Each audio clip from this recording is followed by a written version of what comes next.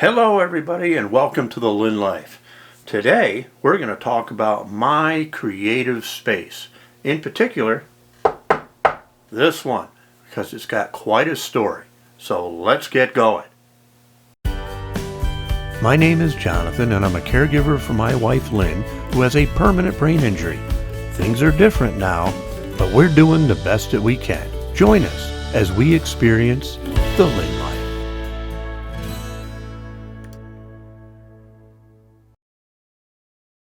When growing up as a kid, I was surrounded by creativity. Both my mother and father were both very creative people, and they were always creating things. There's one object in particular that has been with me my entire life, and it really represents creativity, and it's right here. This is it's a drafting table. And there's a picture of me a couple of years ago that I'll show you right now of me sitting before it. And this drafting table was actually owned by my father. And it's always been with me. I mean, when I was a young boy, it was here. And he created all kinds of things on it. There was a lot of model making being done on it. He was an artist and a painter. He used to painted acrylic paintings, and they were always done either on it or around it, or his paints were always right here. And whatever he was doing or planning, it always happened on this table. The table now belongs to me. And when my mom and dad both passed away and we were clearing out the house, I knew that this table, this drafting table, or whatever you might want to call it, had to come home with me. I had to make a place for it. And now it's where I edit the Lynn Life. It's where I edit television commercials and radio commercials. I got my microphone here where I cut voiceovers for either radio or television. That's all done here, as well as my model making and stuff like that for the model railroad. There probably are some pictures of my father working at this table. I don't have any right at the moment. But there's been a tremendous amount of creative juices spilt on this table. In fact, it's stained with it. And there's other interesting things on the table. When I was a kid, living on Long Island at the time, and I think I was probably 7, 8 years old, maybe even a little younger, I decided to sign my name on this table, and it is still there. And along with a UGH, U-G-H, with an exclamation mark, that is there as well. And I even know why, because at that time in my life I was reading a lot of Charlie Brown, and that was in a lot of the comics. Charlie Brown would always say "ugh" like that. So I almost carved it into that, and it's in here a couple times, and there's even another name, Jenny. That's my youngest sister. She signed it as well. If you're going to deface something, I recommend don't sign your name, because you're incriminating yourself. But as a young kid, we didn't know any better. And I'm real glad they're there. So all that stuff's still there, as well as paint, and there's some, you can see where you cut things on it, and it's all there. It's history. Look at the different paints and stuff used, and I keep that open. I use a cutting board now when I'm cutting, because I don't want to add more to it. But if a little paint gets on there now, I don't care. That's fine. But there's an awful lot of history here. So I'm really glad I have this drafting table, or drawing board, or whatever we used to call it. I think we just called it Dad's table. I'm really glad I have it in my possession, It's definitely one of my cherished possessions, and it will someday be Justin's.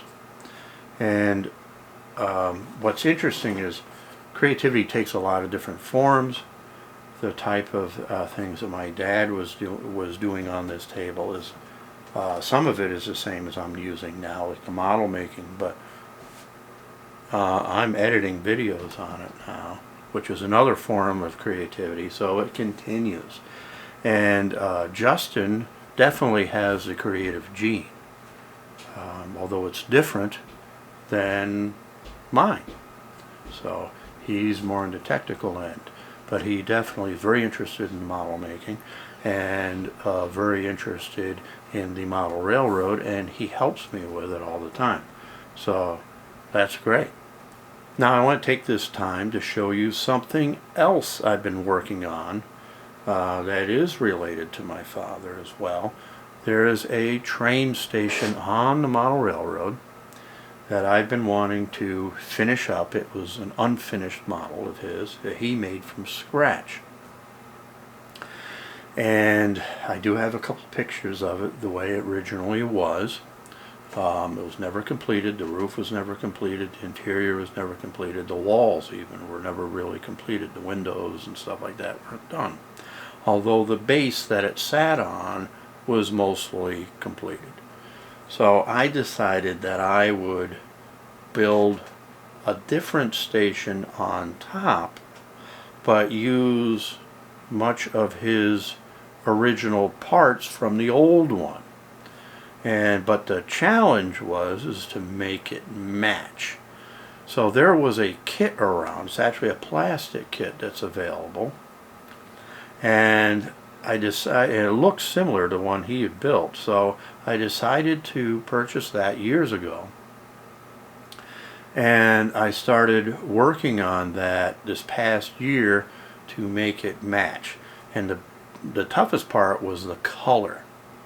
And but I knew he mostly used acrylic paint, and it was artist paint, and I should be able to match that. And I did find the exact color, although the base was originally made about 30 years ago, and it was cardboard.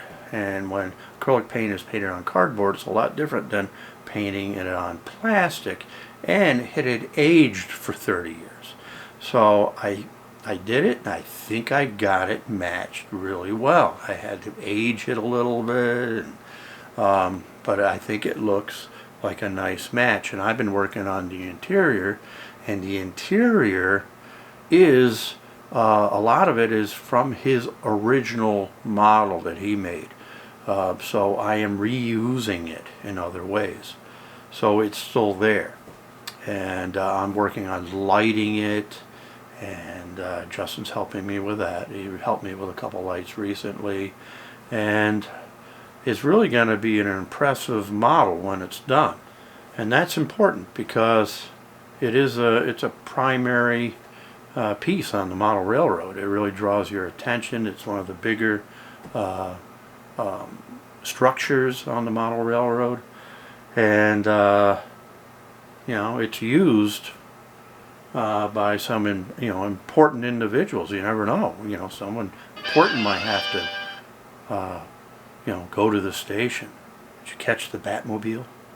Yeah, I was a big Batman fan in the 60s as well, so I think that was one of Justin's Hot Wheel cars or something, and I've since taken it over, and I occasionally put it somewhere on the model railroad just for giggles.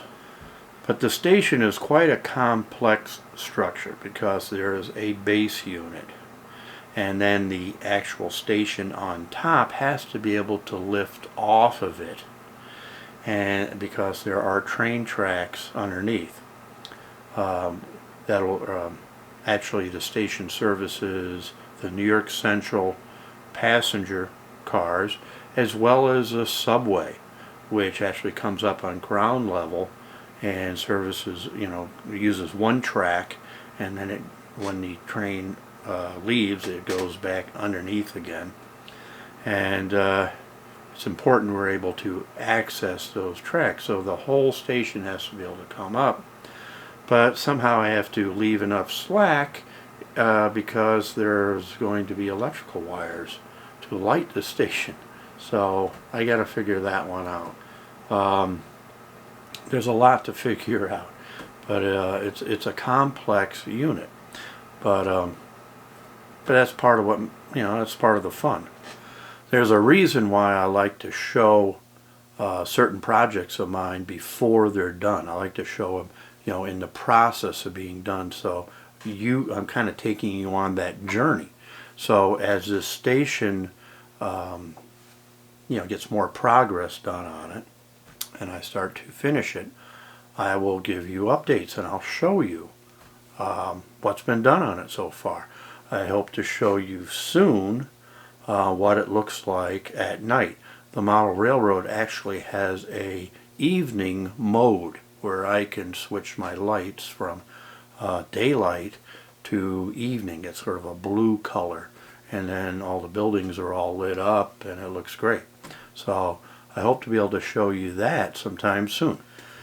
So that's the story of the station and my creative space. Do you have a creative space?